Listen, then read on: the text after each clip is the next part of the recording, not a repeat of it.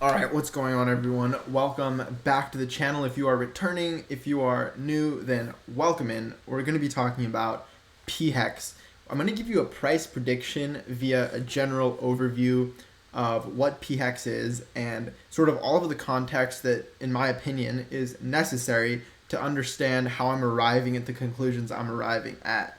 Okay, so we're going to cover everything from the trading aspect, right, on AMMs, automated market makers, staking, providing liquidity, potentially yield farming, right, also known as liquidity mining, and again, give you a general overview. Hopefully you gather something from this video. Go ahead and follow these links to the rest of my presence on the interwebs. Well, let's go ahead and talk about pHEX. So first of all, I need to give you a little bit of an overview over what Pulse Chain is. Obviously, right? It's a fork of Ethereum and Binance Smart Chain. It's a hybrid fork. I won't get fully into it because I have plenty of videos that go into the details of what Pulse Chain is specifically.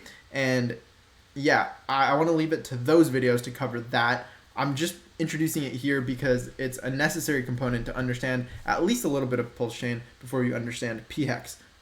So what is Pulse Chain? It's a fork of some open source code. Basically, copy paste with a lot of massaging done to it, right? And the consensus protocol itself, the proof of staked authority, we've touched on it in the Solving Ethereum Gas Fees, a Layer 1 Solution video. Check that out if you haven't yet. Again, we talk about all of that, how you're injecting the entire Ethereum, you could call it system state. I've heard developers call it the entire Ethereum tree. I believe they're referring to Merkle trees. Don't come to me for Merkle trees. I am by no means informed enough on that end of things. But all you really have to know is that the native token becomes PLS instead of Ether, right? And all of your tokens, your NFTs, they're coming over, right? Your ERC20s, your ERC721s, those are just NFTs. And you have to remember, right? Some protocols are going to come over. For example, Uniswap v2, and there's plenty of interest in coming over to this new ecosystem, obviously because higher throughput, largest airdrop in history, and it should be a friendly development environment for those who want to develop actual, intensive logic in your contracts without being completely eaten up by gas fees.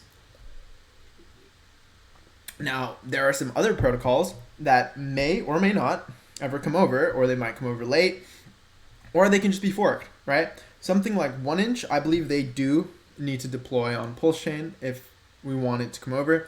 But something like Tornado Cash, I believe is, I don't want to use this word incorrectly, but I believe Tornado Cash is permissionless in the sense that maybe I'm using that word incorrectly. Yeah, anyways, Tornado Cash is, I believe it's easier to fork over, right? But then you need to build up a big enough anonymity set for it even to be useful in the first place. The point is, not all protocols are going to be coming over immediately. However, there are some that the team over at Pulse Chain considers to be minimum viable, right? Like this stuff needs to be in place before mainnet really goes live. One of those being the Uniswap v2 fork, right? Having an AMM, a DEX, right? A decentralized exchange where you can basically swap your coins as you please, all right? So that's definitely a minimum viable product. However, something like an aggregator like 1inch doesn't really make sense until you have multiple DEXs running so it can aggregate across them. And then again, Tornado Cash doesn't really make sense until you have a big enough anonymity set or enough people who want to use it to where it's actually useful. So now that we've gotten some of that out of the way, let's get into the depths of what this video is really about, which is pHEX, right? So what is pHEX? It's going to be more or less a fork of Hex. The reason I say that is because the entire system state is being forked. And so you could consider any particular PRC20 or PRC721, right, your NFTs, to be a fork.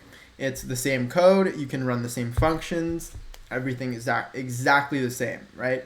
Same functions such as stake start, right, to start a stake, or stake end to end your stake. You're good at counting.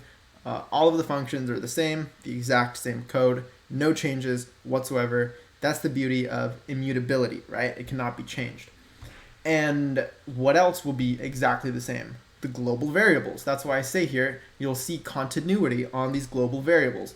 What's a global variable? It pretty much just means a variable that the entire system knows at any given moment, right? The system knows for example, the share rate. That's a variable that's global. It's the same for you. It's the same for me. We look at the contract right now and we can confirm that the share rate is about 18,400 whatever hex per T-share. I don't remember exactly what it is. I'm sure someone in the comments will.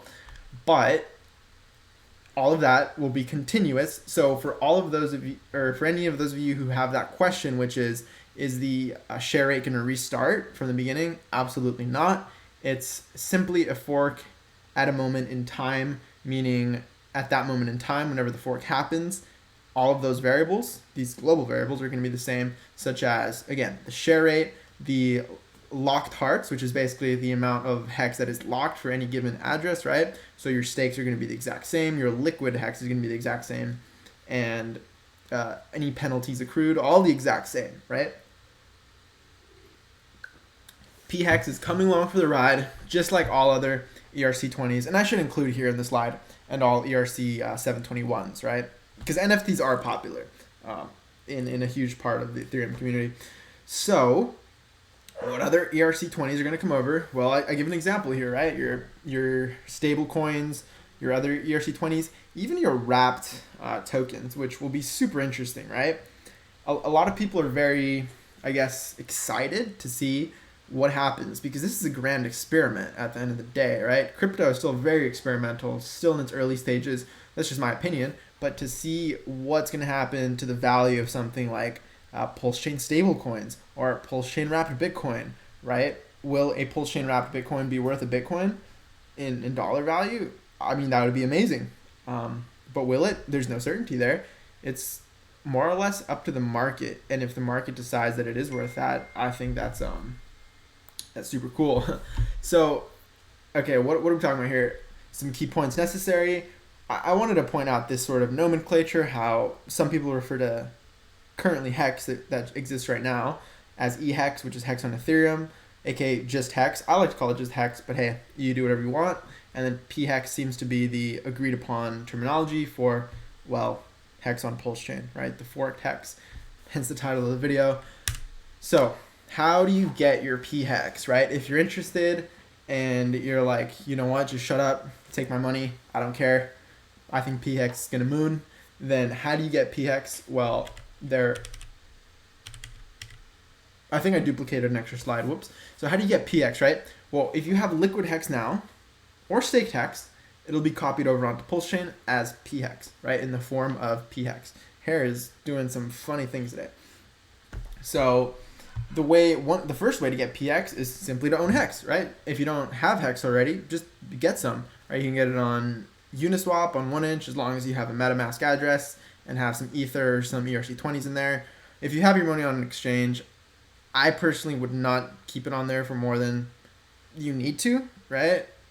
Move it off as quickly as possible. Again, just not your keys, not your coins, right? Or not your keys, not your cheese, some people like to say. I would recommend getting your coins off the exchange into your own hands, right? Some wallet to which you have the keys to. So that could be a MetaMask. That's really the only one I'm comfortable with promoting right now.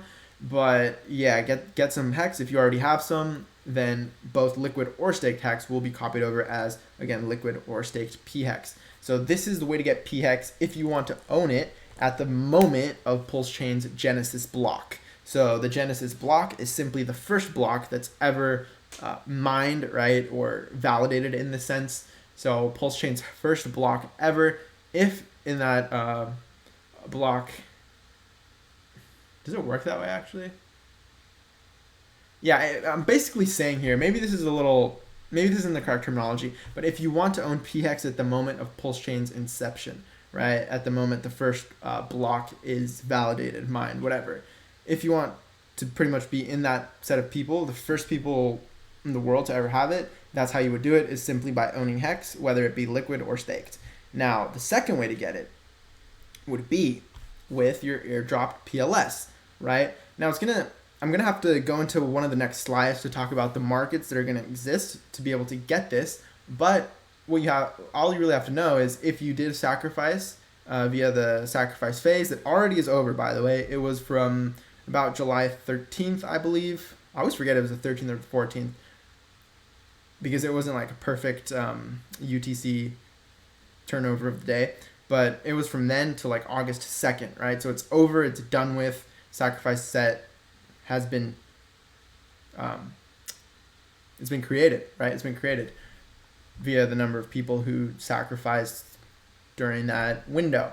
So those people will have PLS once Pulse Chain Mainnet goes live.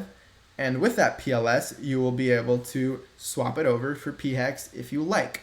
Now, I know people who are actually doing the opposite as well. I've heard of this idea where people are getting their pHEX copied over and then they're switching it over to PLS because they want PLS more. So whatever you want to maximize, right? If you want to maximize your PLS or your pHEX, once the DEX is live, basically, the Uniswap on Pulse Chain, you'll be able to swap one for the other as you please. Whichever you like more, you can have the most of your favorite coin. So first way, right? First way to get pHEX is just to own HEX. It'll be copied over, whether liquid or stake. Second way is if you participated in the sacrifice period, then you will have PLS and you'll be able to swap that for pHEX on the DEX once it goes live. Another way is via the bridge, right? So once the bridge opens up, the ETH PLS bridge, then you can have simply Ether, right? I think you should be able to bridge over a variety of ERC20 tokens. I'm not sure though. That's why I didn't include it in here. But have your Ether on the sidelines. If you are concerned with the volatility of the markets, have some USDC or some DAI, whatever, your favorite stablecoin on the sidelines. Once the bridge opens up, you'll be able to bridge over your funds, again, whether it's in the form of Ether or stables, and you'll be able to, in this case, let's use Ether as an example, you'll be able to bridge over your Ether into PETH, right? F into PETH, however you want to pronounce it, Pether. Yeah, so it's basically 1-to-1, right? The same way a wrapped Bitcoin is worth 1 Bitcoin, 1 PETH is going to be worth 1 Ether, because the way these bridges work is on the Ethereum side, you throw in, let's say, 1 Ether, it's worth like $3,000. The contract locks that Ether and mints you a kind of a dud token, PETH, on the Pulse Chain side, which via the fact that you redeemed it only with these $3,000, right? And this can't be unlocked until you burn this basically and go in the other direction. That interchangeability, the nature of that interchangeability binds their prices in a way where the market agrees, yeah, it's worth that. So that seems to be a very successful mechanic for bridges, and therefore I would assume this will work the same way. You'll make your PETH, it'll be worth 1 Ether, and so you'll be able to kind of, buy pHEX with an Ether in a way, right? With the value of an Ether. So your $3,000 Ether is the same value as your $3,000 PETH over here, and you'll be able to, whatever the pHEX PETH ratio is on the DEX, you'll be able to buy up your pHEX if that's what you want to do. Another way to get pHEX, I don't think that's why I wrote it at the bottom, because I don't think this is going to be immediately available as an option, or it might never really be available as an option. I'll talk about it. So wrapped pHEX on Ethereum, what the hell is that? It's basically, you have pHEX on the Pulse Chain side, right? And you do this sort of wrapping mechanism where you lock it on the Pulse Chain side and mint yourself a dud token on the Ethereum blockchain, so maybe a wrapped pHEX, right? So this WPHEX would effectively be the dollar value of a pHEX. And so you would be able to essentially be exposed to the price of a pHEX on the Ethereum chain if you wanted, though that seems like a terrible idea, because why would you want to be in the ecosystem that charges you up the with fees? Like, I don't know about that. If you want to be exposed to pHEX price, why wouldn't you be in the environment that charges you the least amount of fees, right? So that's why this is sort of like this is sort of this one right here. It seems to me like an inefficient, not even necessary, just like headache of an option, which I wrote it here kind of like with a question mark at the bottom. And then that sort of just led the thought of this, because you could also have it the other way around, where you could just wrap your HEX on the Ethereum side, mint over yourself a sort of a wrapped eHEX, so a WeHEX or a WHEX or whatever on the Pulse Chain side, and you could speculate on the price of whichever hex on the other chain if you really wanted to. This one down here seems way more likely if people want to. You know what? That's a really good point. I hadn't thought about this one. Just yeah, I'll touch on this in a future video, but this one's actually really interesting. I'm realizing now because obviously we all know and love hex right now, and we love to be exposed to the price. But what if you could be exposed to the price of Ethereum hex, right? The hex we know and love right now that exists. What if you could be exposed to that price on the Pulse chain via something like a wrapped hex? That would be pretty cool too. You know, just a thought that came to mind during the making of this video, but just kind of a thought you could, a little seed I wanted to plant right there. So how will you actually get it? I've been talking about AMMs and DEXs, and you're probably like, what the hell? So an AMM is an automated market maker. Yeah, what's going on? So an AMM is basically an automated market maker. Why is it switching without me wanting it to? Super weird. I'm sorry about that. A DEX is a decentralized exchange, right? Not all DEXs function as automated market makers, I believe, although the most popular DEXs are AMMs, like Uniswap, for example. So talking about Uniswap, we're going to fork over Uniswap v2. And we're going to have a front end to be able to basically swap whatever we want, you know, your PLS, your PRC20s, your pHEX, all of that in a Uniswap v2 environment. Now, the reason it's not Uniswap v3 is because v3 isn't licensed to be copied. If you weren't aware already, for a minimum of the first 2 years, I believe there's sort of a voting protocol, a governance protocol in v3 where the community can vote to bring down that time, although it'll never be more than 2 years. So that should say for a maximum of the first 2 years, actually. My bad. Yeah, it's for a maximum of first 2 years. I think if there's, you know, a community vote, then it might be, you know, maybe 1 year, 1.5 years, but it won't go past 2 years. So maybe in time we'll see v3 deployed on Pulse Chain. I think that'd be really cool. Something to look forward to, right? Because I know you can set limit orders on there. So you will either have to see innovation in terms of setting limit orders and such, right? Concentrated liquidity, non-symmetrical, so asymmetrical liquidity on an AMM. We'll have to see innovation in people just kind of building it from scratch, or we'll just wait until v3 is able to be copied over and just kind of run with that. So that'll be an interesting dynamic to watch play out. However, v2 will be ready to rock. And Pancake Swap, we haven't really talked about. In previous streams, you've probably heard me mentioning that I was kind of speculating that we would, in time, get a fork of, I think I've said Sushi Swap, right? But given some of the tweets that Richard Hart has put out recently, I'm realizing it's more likely a Pancake Swap, which I'm not familiar with all of these random swaps, you guys, to be completely frank. I know very little about them. All I know is, that Sushi Swap was basically a copy of Uniswap, where they were basically Uniswap, but with a duct tape on token, right? Which was Sushi. So it was like, hey, we're Uniswap, but better because when you provide liquidity, not only can you earn, you know, fees as a market maker, but now you can also earn this token. So it's like this extra incentive, and it was called Sushi. And so Uniswap is like, yo, wait, you're stealing all of our liquidity. I believe that's known as a vampire attack. So, you know, they wrote the contracts to migrate over your liquidity, so you could simply, you know, I think, how did it work? Because you get LP tokens when you provide liquidity. So it was something to do, right? There's a contract that migrates over the liquidity, and basically people were migrating over from Uniswap onto SushiSwap with that incentive of that Sushi token. And so Uniswap kind of responded with, you know what, we're going to launch Uni, and they did that, as well as for V3. It's not licensed to be copied, probably for a similar reason. They don't want something like a vampire attack. They kind of want that first mover advantage, I'm assuming. So, I mean, it's smart on their part. It's protecting their interests, right? Now, something like 1inch, like I mentioned earlier, is a aggregator that basically executes the best market. It gives you the best market execution for your orders. So it basically distributes your orders across all available AMMs and their liquidities. So you get the most liquidity in your order and therefore the least slippage.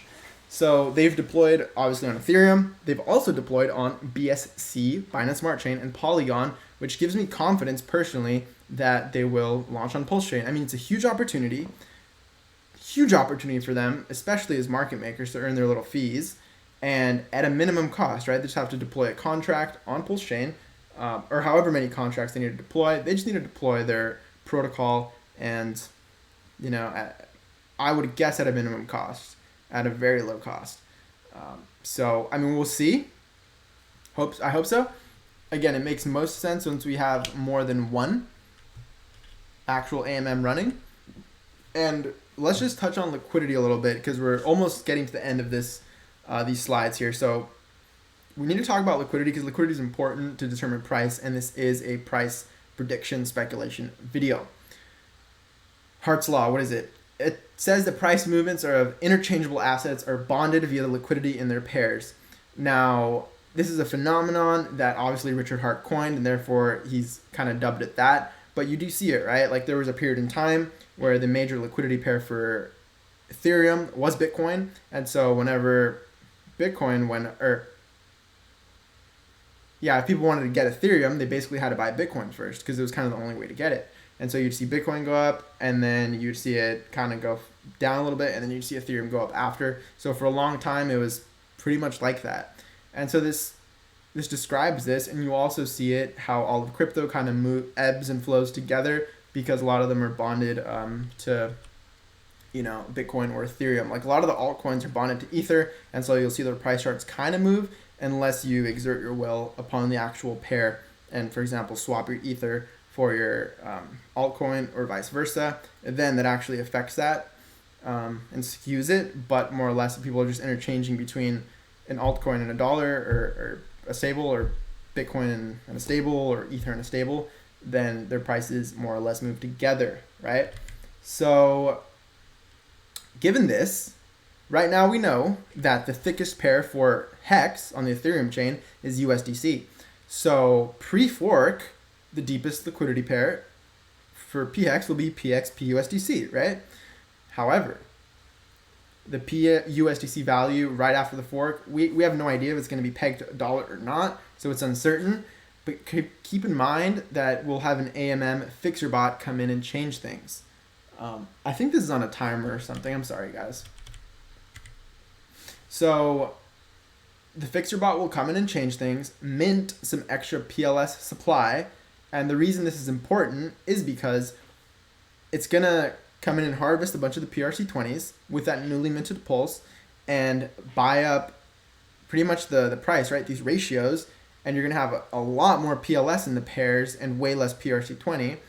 And so what I find interesting here is that maybe after this AMM fixer bot comes in, maybe the deepest and thickest liquidity pool for pHEX, maybe it's no longer PUSDC. Maybe at that point it's PLS because the fixer bot minted this much.